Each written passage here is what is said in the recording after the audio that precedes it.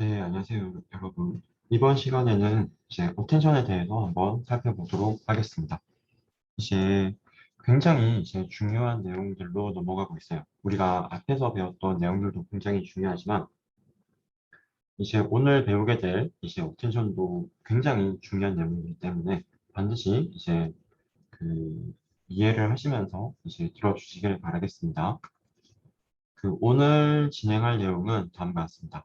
먼저 이제 지금까지 배웠던 내용들에 대해서 우리가 한번 리뷰를 해보고요. 그 다음에 이제 우리가 지난번 논문 파이오린 수업에서 이제 어텐션과 관련된 논문들을 살펴봤죠. 그러면서 거기 트랜스레이션, 즉 이제 기계 번역 시스템에 대한 평가 지표로 비에리우 스코어가 굉장히 많이 나온 것을 봤었습니다. 그래서 이 비에리우 스코어 자체에 대해서 우리가 한번 살펴보고 그 다음에는 이제 어텐션에 대해서 한번 살펴보겠습니다. 이 어텐션 살펴볼 텐데 지난 시간에 이미 우리가 어텐션에 대한 이제 기본적인 내용들은 좀 많이 살펴봤어요. 그죠? 이제 RNN에 우리가 어텐션을 왜 쓰는지 우리가 한번 살펴봤었고 근데 오늘 살펴볼 내용은 그거 어텐션에 우리가 지금까지 배운 어텐션에 대한 보다 이제 확장을 한번 살펴보도록 하겠습니다. 굉장히 이제 참신하면서도 재밌을 거예요. 네, 뭐 저만의 생각인지 모르겠지만, 네, 굉장히 참신하고 어텐션을 이렇게도 한번 쓸 수 있구나, 이런 데다가 적용해 볼 수 있구나, 라는 이제 굉장히 참신한 부분들이 많습니다. 그래서 같이 한번 살펴보도록 하겠습니다. 먼저 이제 짧게 한번 리뷰를 같이 보도록 할게요. 자, 우리가 가장 처음 배운 게 결국에는 랭귀지 모델을 배웠습니다. 그죠? 랭귀지 모델이라는 것은 결국에는 우리에게 주어진 문장이 있으면 그 문장이 얼마나 그럴듯한 문장인지를 우리가 평가하는 것이죠. 이제 우리가 주어진 문장에 대해서 이게 현실적인 문장인지 아니면 이제 좀 잘못된 문장인지 평가할 수 있다는 말은 우리가 이제 언어적인 이제 특징을 우리 모델이 이해를 하고 있다는 겁니다. 즉, 이 단어 다음에는 어떤 단어가 와야 되고 또 그 다음 이 단어 다음에는 그 다음 단어가 와야 되고 즉 지금까지 주어진 문맥으로는 그 다음 단어가 나오는 게 이제 그럴듯한데 뭐 나오지 않는다든지 그죠? 그런 식으로 우리가 문장에 대해서 어떤 단어 다음에 어떤 단어가 나오고 어떤 맥락, 즉 이제 어떤 단어의 집합 다음에 또 어떤 단어가 나오는지 그런 것들에 대해서 우리가 확률 값을 만약에 다 계산할 수 있다면 다음과 같이 이제 주어진 문장이 그럴듯한 문장인지 아닌지를 판단할 수 있다고 제가 말씀을 드렸습니다. 그래서 이제 여러분들이 굉장히 아마 많이 보셨을 이제 수식, 이제는 여러분들이 익숙해져야 됩니다. 우리에게 이제 다음 W1, W2 이렇게 WM에 대한 단어들이 주어져 있을 때, 그죠? 이러한 이제 시퀀스가, 즉, 여기 시퀀스라고 하면 이제 순서가 있는 단어를 말하는 거고, 만약에 죄송합니다. 이제 시퀀스라고 하면 순서가 있는 이제 데이터셋을 의미하고, 각각이 단어라고 하면 이제 문장이 될 거고, 각각이 뭐 타임 시리즈, 각각이 뭐 그 시간에 대한 정보라고 하면 타임 시리즈가 되는 거겠죠. 즉 시퀀스라고 하면은 좀 더 이제 포괄적인 말입니다. 센텐스보다. 자, 여기서 일단 우리가 단어로 생각하고 있으니까 여기에 나와 있는 시퀀스는 우리가 센텐스라고 생각할 수 있을 것이고요. 그랬을 때 이제 다음과 같은 이제 시퀀스가 나올 확률은 우리가 그때 체인 룰을 써서 이렇게 표현된다고 했습니다. 자, 혹시 이제 까먹은 친구들을 위해서 다시 한번 보면 이제 이런 식으로 아, 네, 우리가 P의 이제 뭐 W1, 그다음에 P의 W2바 W1, 그다음에 P의 W3 바 W1, W2 이런 식으로 우리가 쭉쭉쭉 나가는 게 PW1, W2, W3랑 같다는 걸 지금 말해주고 있죠. 이거는 자명하죠, 여러분. 왜? 얘가 PW1 분의 PW1, W2니까 이거 없어지고 또 얘가 PW1, W2 분의 그죠? PW1, W2, W3니까 그죠? 없어져. 이건 남고 요거 없어져서 이제 뒤에 같아지는 이런 이제 체인 룰로 우리가 가능했습니다. 네, 그 다음에 이제 우리가 이제 뭐 전체 단어에 대해서 이렇게 이전의 모든 단어에 대해서 다음과 같이 이제 확률값 계산할 수 있고 아니면 이제 과거에 이제 딱 특정 n개까지 과거 직전의 n개 단어까지만 고르는 방법들도 있었습니다. 그죠?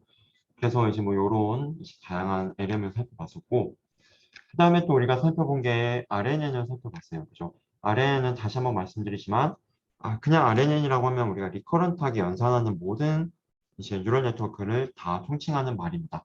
즉 RNN 안에는 바닐라 RNN도 있고 LSTM도 있고 GRU도 있고 굉장히 많은 여러 가지 종류의 이제 변형들이 존재합니다. 자, 그래서 요거를 이제 RNN을 가지고 우리가 어떻게 랭귀지 모델링 할 거냐 이것도 우리가 같이 한번 살펴봤습니다. 그런데 이제 우리가 항상 앞서서 이제 보면은 뒤에도 나오겠지만 보통 이런 스페셜 토큰들이 몇 개 존재를 해요. 즉 우리가 뭐 토큰을 만약에 이제 워드 레벨로 한다.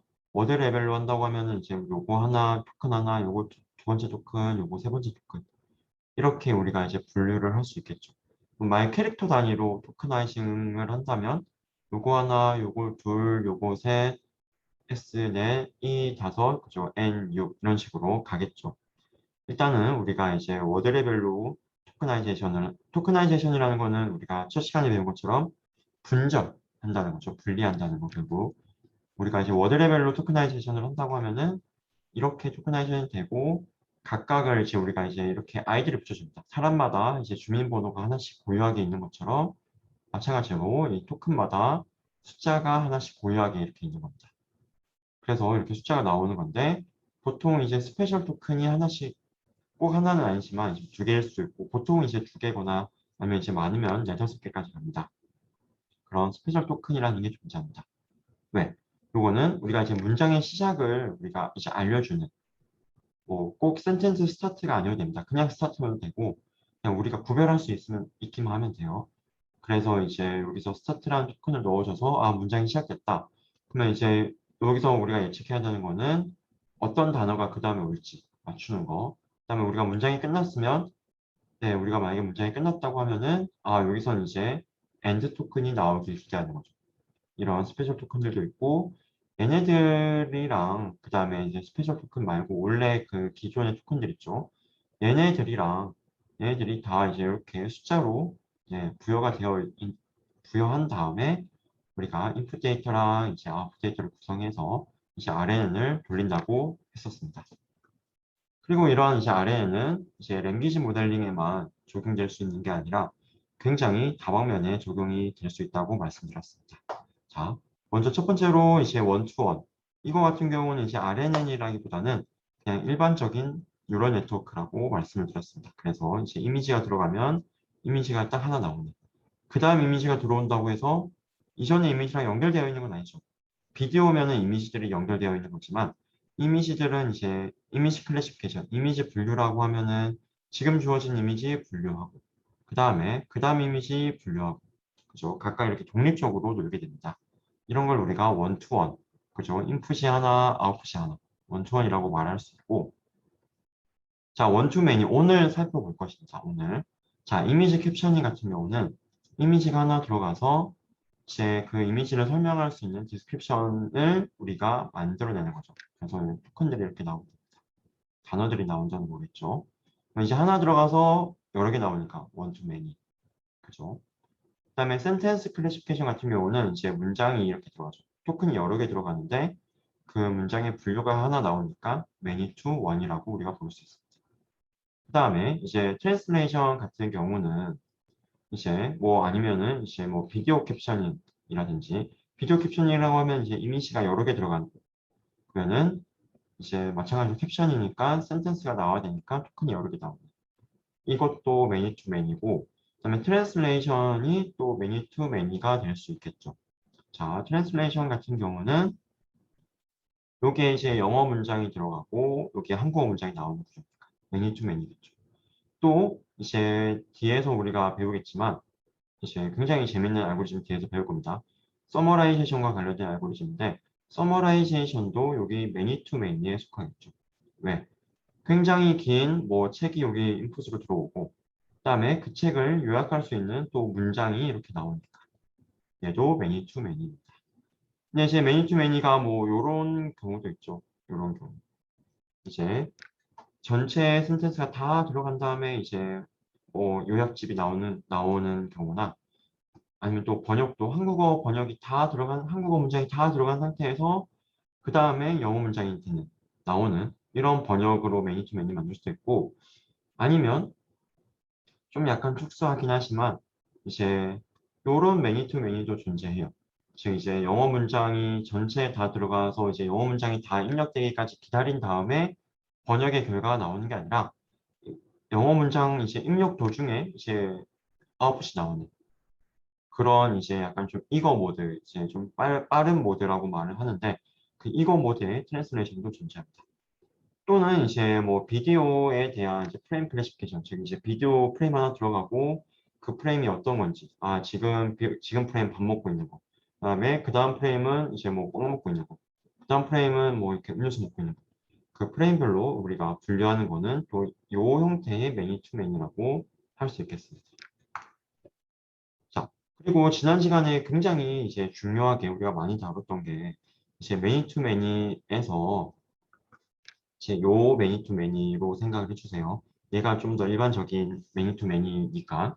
그 다음에 여기서 또 한 가지 우리가 짚고 넘어가야 될 용어는 요 부분을 우리가 인코더라고 했었고 요 부분을 우리가 디코더라고 했습니다. 그죠? 얘는 마치 뉴럴 네트워크가 두 개가 있는 거예요. 인코더 뉴럴 네트워크, 디코더 뉴럴 네트워크. 나중에 우리가 이제 뭐 캡셔닝 같은 거 할 텐데 이제 그때 다시 한번 인코딩, 디코딩이 나오겠습니다. 네, 여기서 이제 매니 투 매니 디코딩을 한번 살펴보면은 요 케이스의 매니 투 매니 디코딩 여기서 우리가 만약에 일단 테스트 타임 모든 학습이 다 끝났어요.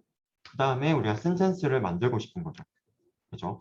그럴 때는 이제 우리가 정답지가 없다라고 제가 말씀드렸죠. 즉 디코딩할 때 인코딩에서 만약에 이제 요 영어가 들어왔어요. 이제 우리가 얘를 다른 언어로 번역하고 싶은 거죠. 그럼 테스트 타임에서는 정답지가 없는 거죠. 레이블이 없는 거예요. 아예 얘가 빈칸인 거예요. 그죠? 그래서 이제 우리가 그때 어떻게 디코딩 할 거냐. 그때 여러 가지 방법이 있다고 말씀을 드렸습니다. 첫 번째는 이제 ancestral sampling, 즉 여기서 우리가 결국에는 그 어떤 단어가 나올지를 맞추는 것도 결국에는 클래시피케이션이에요. 왜? 우리가 V개만큼의 복화가 있는데 V개만큼의 이제 복화가 있는데 그 중에서 결국 소프트맥스를 해서 각각이 나오게 될 확률값을 우리가 구하는 거죠. 그죠? 여기에서 그 다음에 ancestral 샘플링은 그 소프트맥스의 아웃풋 값, 즉 확률값을 기반으로 샘플링하는 거 랜덤하게. 그죠? 그래서 그걸 넣어주는 거였고 그리즈 서치는 이 확률값에서 샘플링하지 않고 가장 큰 거를 가지고 와서 넣어주는 거였고 그죠? exhaustive search는 우리가 나올 수 있는 모든 조합의 문장을 모두 다 계산한 다음에 가장 그럴듯한 문장을 만드는 거. 그죠? 그다음에 이제 빔 서치 같은 경우는 이제 exhaustive 서치가 이제 좋지만 얘가 이제 굉장히 많은 걸 계산해야 된다. 그죠? 얘의 타임 컴플렉시티를 우리가 그때 같이 한번 봤었습니다. 그죠? 여기서 나올 수 있는 게 V개, 여기서 나올 수 있는 게 V개, 여기서 나올 수 있는 게 V개. 그죠? 이 시점 각각에서. 그러면은 우리가 만약에 T 사이즈의 이제 센텐스를 만든다고 하면 요만큼의 이제 컴플렉스가 필요한 거겠죠. 그래서 굉장히 이제 무겁기 때문에 여기서 죄송합니다. 그러면 이제 우리가 여기서 V개를 다 고려하지 말고 나올 수 있는 걸 상위 K개씩만 우리가 고려하자. 그죠? 그렇게 해서 이제 마치 트리를 만들어 나가는 게 있었습니다. 지난 시간에 배웠던. 그게 우리 빔서치였죠. 자, 그 다음에 얘가 테스트 타임에 대한 거고, 그 다음에 이제 트레이닝 타임에 대한 거는 이제 매니 투 매니에서 이게 있었어요. 티처 포싱을 한다는 말은 제 트레이닝 단계에서는 결국 답이 주어지니까. 그죠? 답이 주어지니까 이제 우리가 예측한 값 말고 실제 그라운드 트루 레이블을 그 다음 시점에 넣어주고 우리가 이제 예측하고 또 로스 해가지고 어쨌든 로스는 이제 계산하긴 하겠지만 실제로 그 다음에 넣어주는 거는 우리가 예측한 값이 아니라 여기 나와 있는 실제 정답지를 넣어주는 얘가 이제 첫 번째였고 두 번째 프리러닝은 이제 우리가 예측한 값을 그 다음 시점으로 넣어주는 거죠. 우리가 예측한 값을 그 다음으로 넣어주는 거. 정답지는 레이블 정답지는 이제 로스를 계산하고 학습할 때만 이제 쓰이고 얘가 이제 그 다음으로는 가지 않는 그거를 이제 프리 러닝이라고 했었습니다. 그리고 각각의 장단점도 우리가 살펴봤고 그거를 해결하기 위한 여러 가지 알고리즘들도 그죠? 우리가 스케줄링 러닝 그다음에 이제 프로세서 포싱과 같은 알고리즘도 같이 살펴보면서 그 프로세서 포싱을 이해하기 위해서 이제 겐이 필요했으니까 겐에 대한 알고리즘도 우리가 잠깐 살펴봤습니다. 아마 겐에 대해서는 아마 중간고사 전후로 해서 이제 제너러티브 모델을 설명할 때 다시 한번 나오게 될 것 같습니다. 그리고 이제 지난번 이제 우리가 어텐션을 다룬 논문을 리뷰할 때 다음과 같은 테이블을 봤어요. 그죠? 이런 테이블을 봤습니다. 이제 어텐션을 다룬 이제 논문을 우리가 봤을 때 이 논문이 아마 이제 그 우리가 이제 그 바흐다나우 어텐션이 아니라 어텐션이 처음 제안된 이제 바흐다나우 어텐션 논문에서 본 게 아니라 이제 루옹 논문, 루옹의 이제 루옹 어텐션에서 우리가 이런 표를 봤었고요. 여기 이제 PPL이라는 거는 그죠 여러분 그 드라마 PPL 말고 이제 퍼플렉스티입니다. 이건 이제 뭔지 여러분들이 우리가 아마 이제 두 번째 주차에 배웠던 것 같아요. 그거를 꼭 기억해주셔야 되고 그다음에 또 한 가지가 있는 게 BLU가 있네요. BLU라고도 하고 뭐 BLU 스코어라고도 하고 그렇게 많이 부릅니다. 자 여기 BLU가 있는데 이제 요게 이제 뭐 23이래요. 아, 뭔가 이제 뭐 높은 거에 볼드, 높은 거에 이제 붉은 게 되어 있고, 높은 게 지금 약간 자기 거라고 하니까 뭔가 좀 높은 게 더 좋은 것 같습니다. 낮은 것보다 높은 게 더 좋다는 의미인 것 같고, 퍼플레스티는 이제 낮은 게 좋은 거예요. 복잡도를 의미하는 거고, 이제 BLU는 높은 게 좋은 겁니다. BLU 스코어. 자, 이 BLU 스코어가 뭔지 우리가 지난 시간에 보진 않았어요. 그러면 이제 다음 시간에는 우리가 이 BLU가 어떤 건지 한번 살펴보도록 하겠습니다. 이 BLU는 기하학습 모델이 생성한 문장을 우리가 만들어낸 문장이 정말 괜찮은 문장인지 아닌지 어떻게 평가할 수 있을까? 라는 거예요.